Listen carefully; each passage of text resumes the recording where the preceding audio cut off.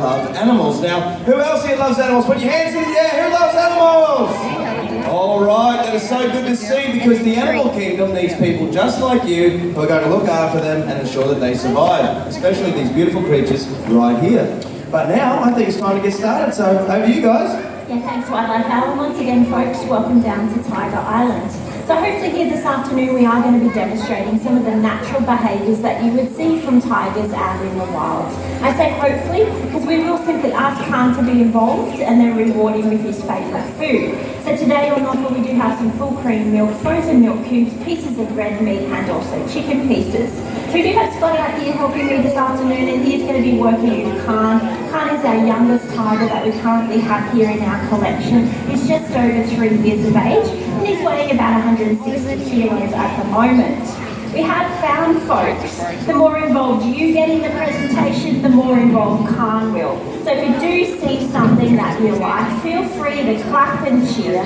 So on that note, we might start off with another big round of applause for Khan out here today. So the first behaviour that we are going to ask him is probably the easiest one, just using milk as a reward, and it is referred to as a sitter. So hopefully you'll head on straight on into that. So when he does get in there, you'll notice it is very, very cute. So what it does, it gives that tiger a little bit more of a height advantage. So it allows them to look over long grass to see where their prey items are.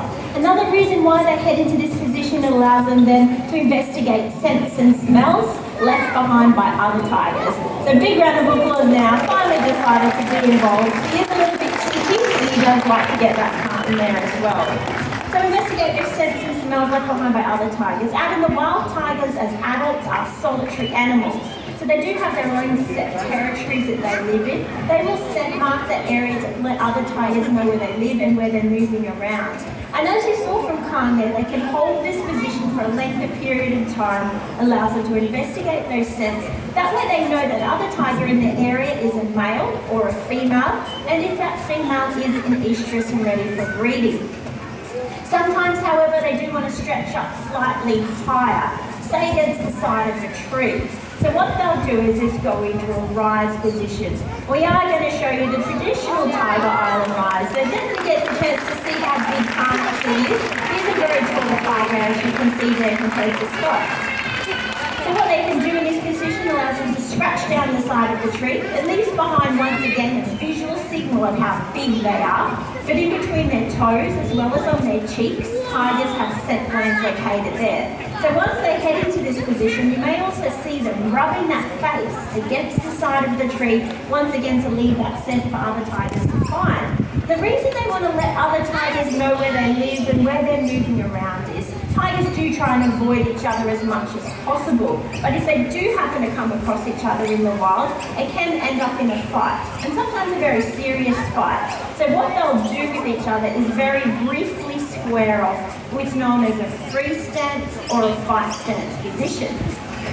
Tigers are able to take all of their own body weight into those 2 back legs there. So we'll see that from Khan. So a big round of applause for this one as well. It is the hardest position that we do ask, just using milk as a reward.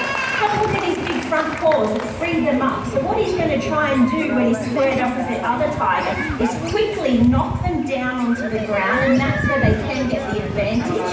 And they'll use those sharp claws and those very powerful teeth to inflict a lot of damage. Speaking about their teeth in a few moments, Scott will show you the real thing.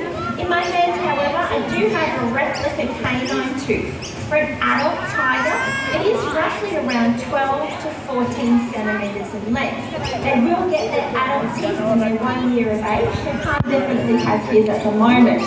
Half of it protrudes out of the jawline, the rest is up in the tiger's skull. Something special about their canine teeth is they have these little grooves that run down the side of them, and those grooves allow air into the bite site. Because a tiger bites so deep into its prey, if it didn't have those grooves, a vacuum effect could occur and they wouldn't be able to quickly release their teeth, readjust, and then bite back into that prey item. You may notice with Khan there, just behind his canine teeth, he has a gap, and then he has carnassial teeth. So they're the teeth that act a bit more like scissors scissors or shears.